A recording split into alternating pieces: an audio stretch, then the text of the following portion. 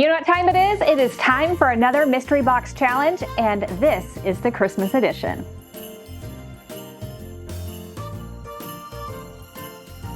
The Mystery Box Challenge is where a group of us creators come together, all organized by Courtney over in Creative on the Cheap, and we send each other a box that we get to craft with. This time around, I got to host it. This is the list that I provided for everyone to go shopping. Now, every box will also include 2 challenge items, plus there is a twist, and the twist that I decided on this time was that we will spin the color wheel. If we land on red or green, we have to spin again. Let me tell you who I sent my box to. I sent it to the lovely Kristen K. I adore her, but usually her challenge items are weak. I said it, weak. I said it, weak. Weak? She thinks my boxes are weak? Well, you're gonna have to go check out her video and tell me if you think my challenge items were weak this time. I would love to know. And if you did not know it, you actually get to vote on that.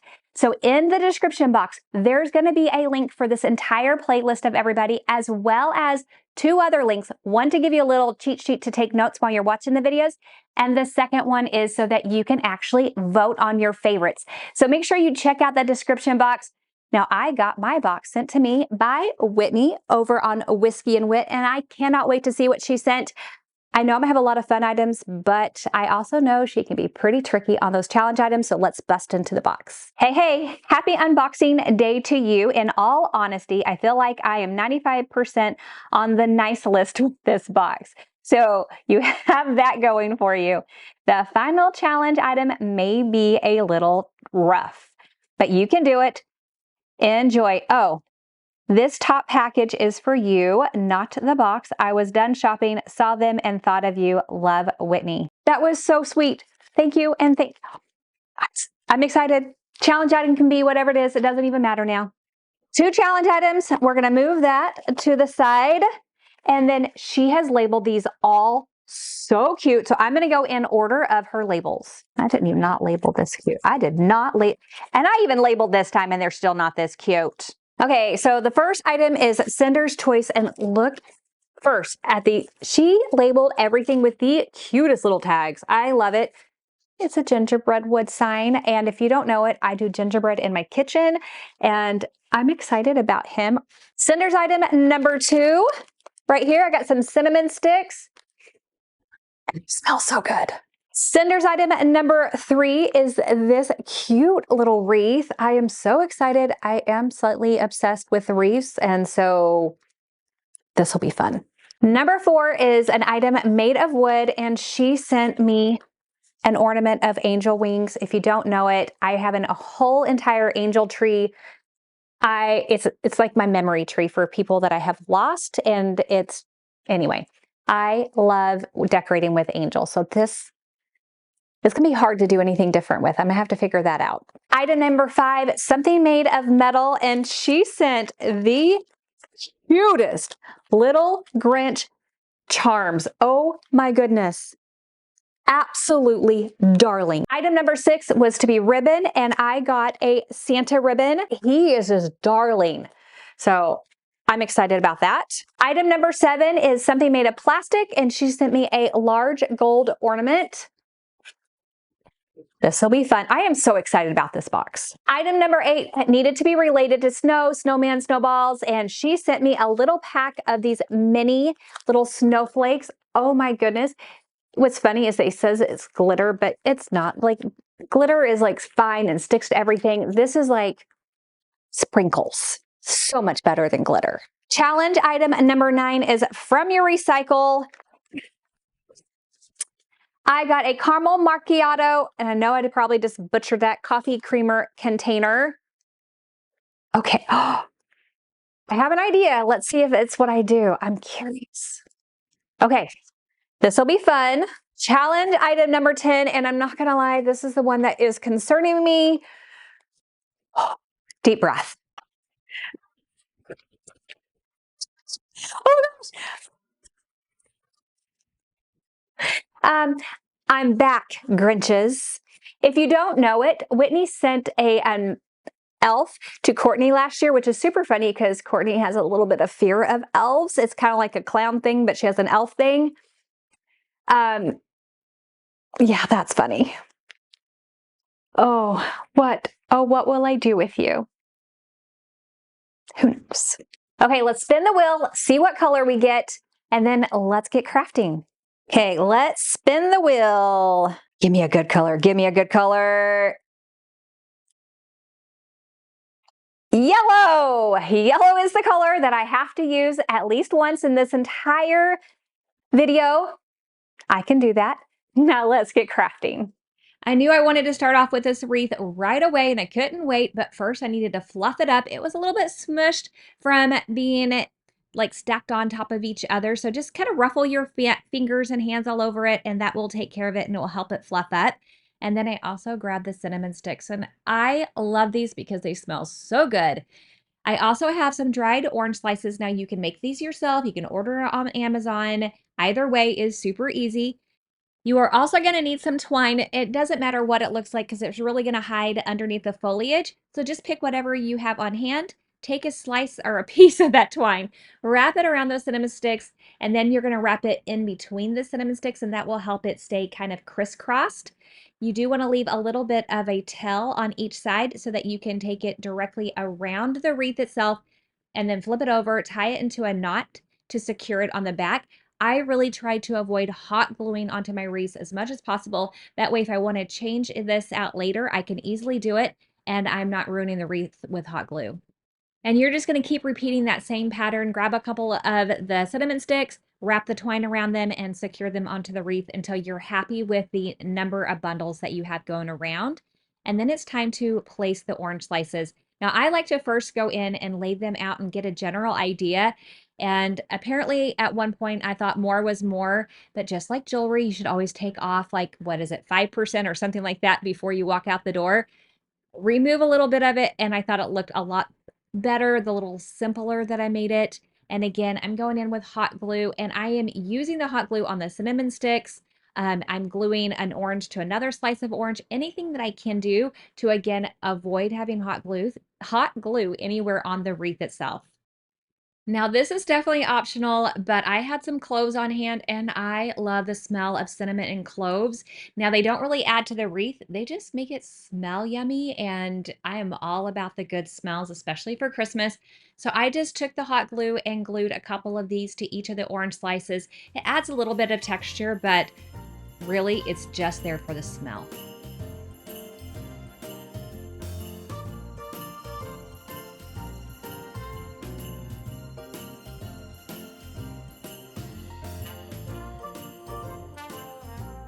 I really do think that this Santa ribbon is just adorable, and I'm going to share with you 3 different ways that you can use it.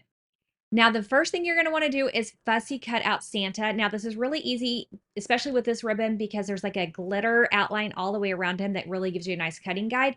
Also, make sure you have a good pair of scissors. These are my favorite. They're by Tim Holtz. They're super comfortable, nice pointed edge, perfect scissors. So here I have one of the little Dollar Tree wooden houses and some Mod Podge. I'm using a matte Mod Podge and a very small paintbrush. Now you're going to take the Mod Podge and brush it onto the back of the Santa and then place him down in the corner on your house. You're going to take more of that Mod Podge and brush it onto the front of Santa, and that will make sure that he is nice and secure and not going anywhere. Once it all dries, you can take like a chalk marker, write whatever you want. You can count down the days till Christmas. You can write your favorite Santa quote. It doesn't matter. Just a super cute little decorative piece that you can use at Christmas time.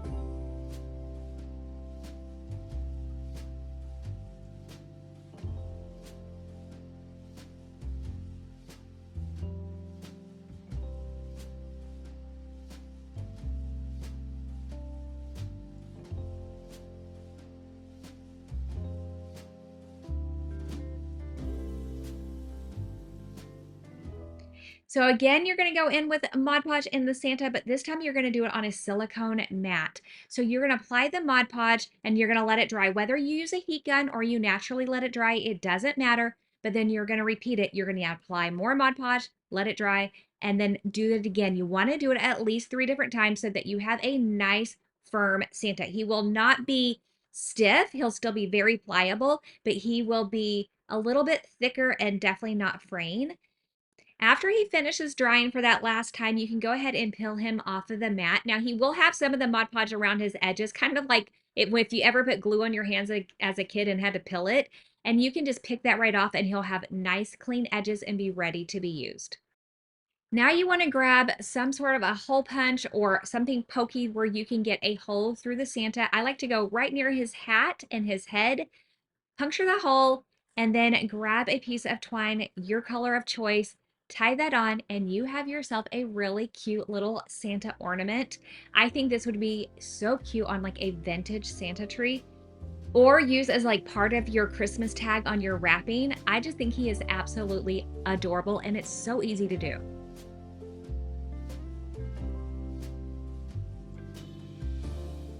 A little suggestion is if you are doing several of these at one time, go ahead, lay them all out, Mod Podge them all at the same time, let them dry, and then repeat that process again at least 3 times. And you'll find that assembly line order is such a faster and quicker way to do it. Now we're going to turn this into a little garland by taking these little mini clips.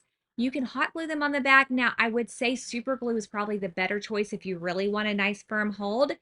And then you can just clip them onto a piece of twine and you have yourself a really fast, easy, affordable, cute little garland.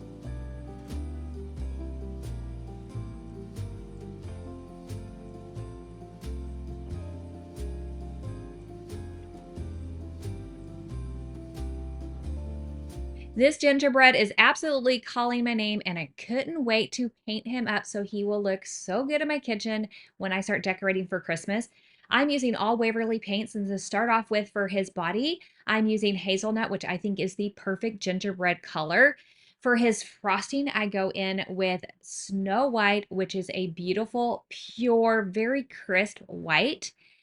For his cheeks, I'm going in with Ballet Slipper to add a little blush of a color, and I like to use my finger for that, but you can use a brush as well. For his scarf, I wanted to go with a very traditional red, which is crimson, and I love how bright and poppy. I think it is the perfect Christmas red. And now it's time for my twist color, yellow, and I am going with some blonde hair. Once I get him all painted, I'm setting him aside, and now I have some half beads, some larger ones and smaller ones. For the larger ones, I'm painting them white, and for the smaller ones, I paint those black. Now, I did want to add a little bit more dimension to his hair, so I went back with a little bit of that hazelnut just to add some little streaks in his hair, and back in with a little bit more of that yellow in haze to soften it up. For some finishing touches, I am adding some round circles onto the scarf by using a couple different sizes of some foam brushes. I just like to plop it on and swirl it, and it gives me the perfect circle every single time. And now I also want to add in a little bit of sparkle. So on the frosting areas, I'm going in with this chunkier glitter to really give it a little bit more pop. I found this last year. I love it. I use it mainly just at Christmas time.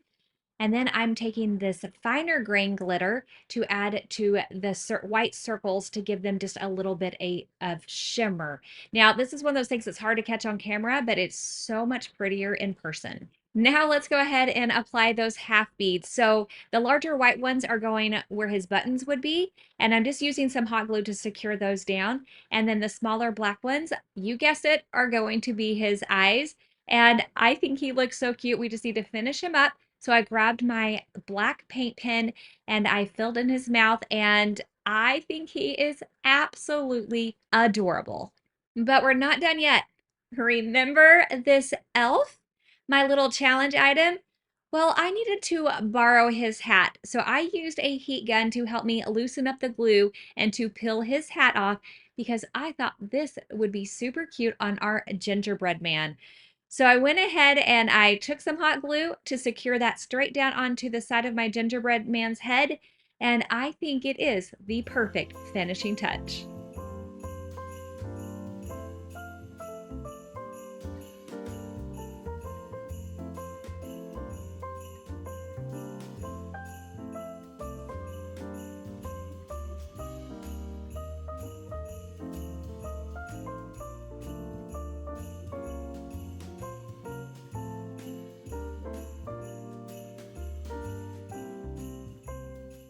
As soon as I saw these charms, I knew exactly what I wanted to do with them. I want some Christmas earrings. I love myself some good Christmas earrings, and this may be the easiest project you will ever see me do.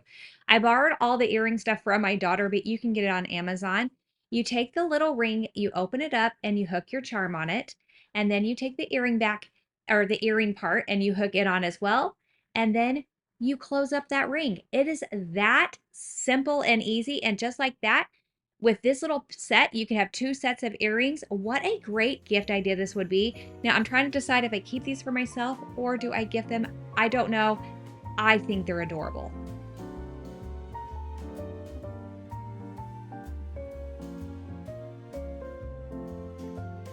Now, this project might be even easier than the last, and we're going to be using these little mini snowflakes. I am right in the middle of working on my box, but I need to grab a few more things. So I'm at Hobby Lobby right now. I'm going to head on in. I'm going to grab what I need. I'm going to take you along with me, and let's see if you can figure out what it is that I'm making. Okay, the goal is to not get distracted because I think I want everything. Everything.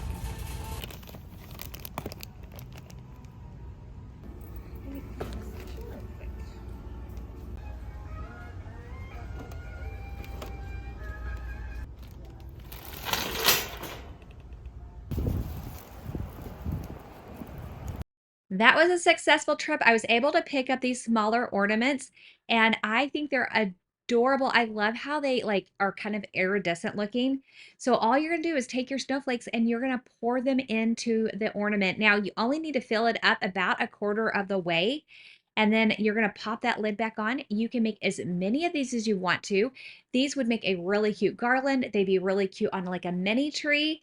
You can even wrap them like on a package that you're giving at Christmas. So many fun little ideas you can do with it. And because they're many, those snowflakes will go a long way.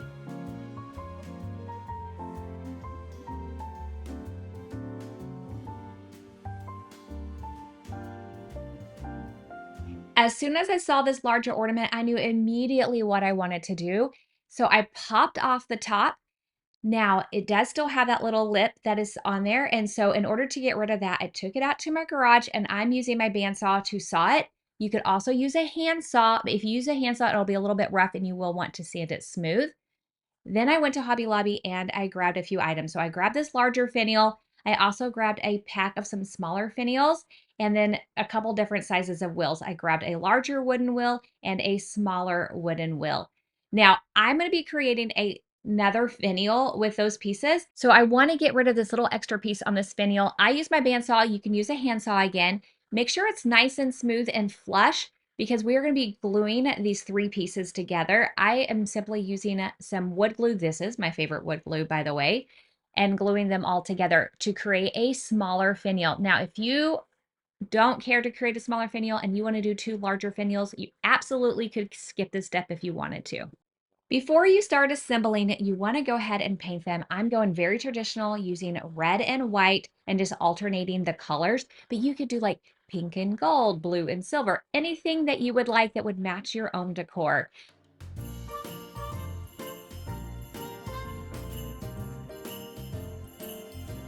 Now to assemble these, I am going to go in with a gel super glue and hot glue. I feel like the 2 together are like the power couple for this, especially because I'm working with plastic and metal.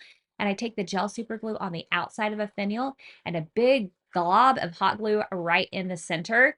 And I just add 1 finial to each side. The smaller one is what's covering that hole that we cut off the top of the ornament. If you add a protective sealant on these, you can actually put them outside. You can even then hang them on your tree. But I think that they are just stunning. They make such an impact because they're larger. They're just so much fun, easy to do, and you can coordinate them with anything that you already have for Christmas.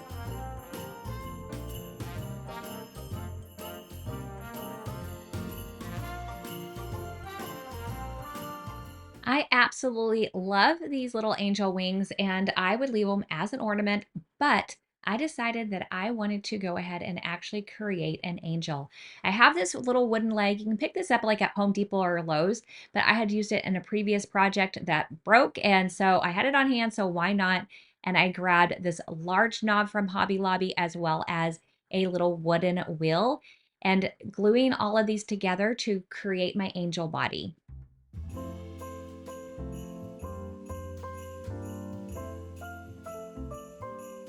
To paint my angel, I'm going in with Waverly's Plaster. It's just a very soft, creamy white, not a bright white, which I think is perfect for this angel. And every angel needs a halo, so I'm using some twine to do that. I started off by measuring around the head of the angel to get the width or the circumference that I wanted for my halo. And then I just took that twine and continued to wrap it around itself several times in order to bulk it up and get a little bit of a thicker halo. Once I was done with that, then I simply just hot glued it to the top of my angel's head. The last thing my angel needs are her wings, and I just use some hot glue, apply a little bit to the top and bottom, and then secure those wings to her back. And I think she is beautiful, and I cannot wait to display her for Christmas.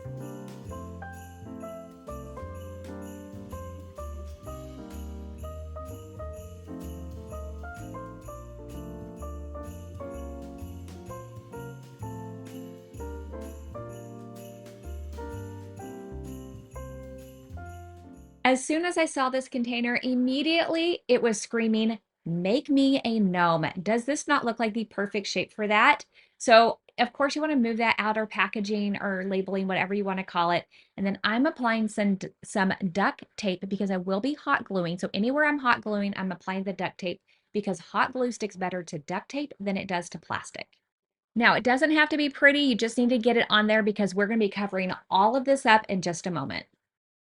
Then you want to add something to the inside of the container to weight it down, whether you want to use rice, rocks. I'm using split peas. I had them on hand and we're not going to eat them, so might as well put them to good use.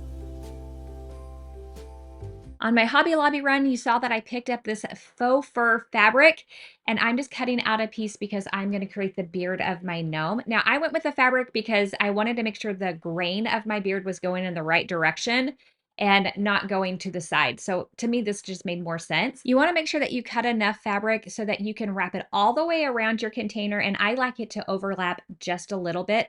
And again, you're going to be applying it where you put that duct tape so that you make sure that it adheres really well to the container and you're not worried about it slipping off later on, because hot glue and plastic just really don't mix well. So I grabbed some fuzzy socks to create my gnome's hat, my Santa hat. Now, I got these at Dollar Tree, but of course you can probably just get some from your own stash. It doesn't matter. You just want some fuzzy socks. And I'm using some polyfill and shoving it all the way into the toe of the sock, and then using some twine to secure that in place to create like the little pom-pom on the end of my hat.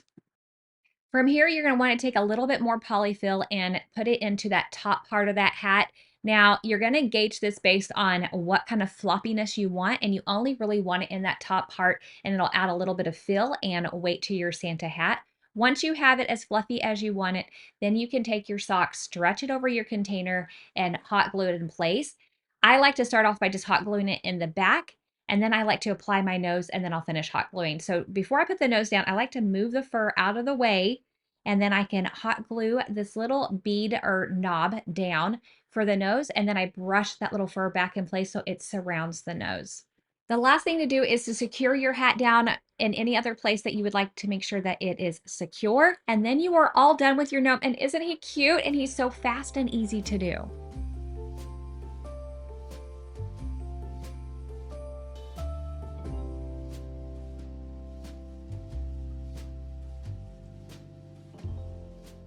And I could not forget my little elf. Now, you did see earlier that I took off her hat and I used that on my gingerbread. But before I did that, I went ahead and removed her skirt, the green pom-poms off of her shoes, and then I also removed her fuzzy collar. Now, I got this idea because last year Courtney actually turned her elf into the Grinch, and I'm like, well, I'd like mine to be Buddy. I know it's less of a stretch, but hold on. Let me show you where we go with this. Of course, Buddy has yellow pants, and so I thought, what better way to do that than to try to paint these pants? Now, I did several coats, and in the end, you will still see that there are some striping. Now, if you are a seamstress and you know how to sew on some yellow pants, that might be the best way to do this, but I went with what I could do. Next, we needed to make Buddy's shoes black. And then I grabbed some pieces of felt in order to create Buddy's hat and the embellishments on his shirt. So starting with a small green piece. Now I Will say I wish I had some larger pieces of felt because this hat turns out to be a little bit tiny, so I might be redoing his hat pretty quickly. But you just want to start off with a triangle, fold it over, glue it, and then cut it so that you have a nice straight edge. Now, Buddy's hat does have a little piece of yellow that goes around it, so I just cut off a trim, wrap that around, hot glue that on, and then I needed to finish it up with a little red feather that goes on the side. And so, of course, I did that as well. Now, please bear with me. I know this hat looks like so little on his head, but I worked with what I had. Now for his shirt, I took the little pieces of white felt and I created the collar around his shirt as well as the cuffs on his sleeves.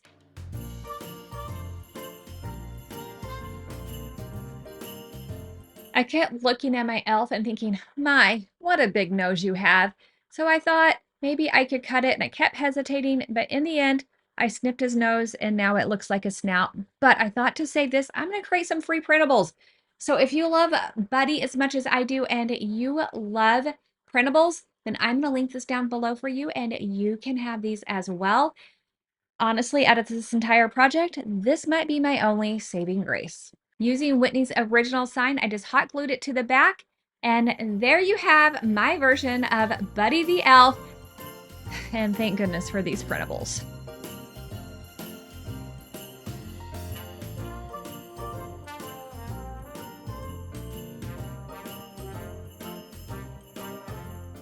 I hope that you got a ton of Christmas inspiration. Thank you so much for stopping by. Now don't forget, check out the description box for that playlist and an opportunity so you can vote, and I will catch you in the next one. Bye.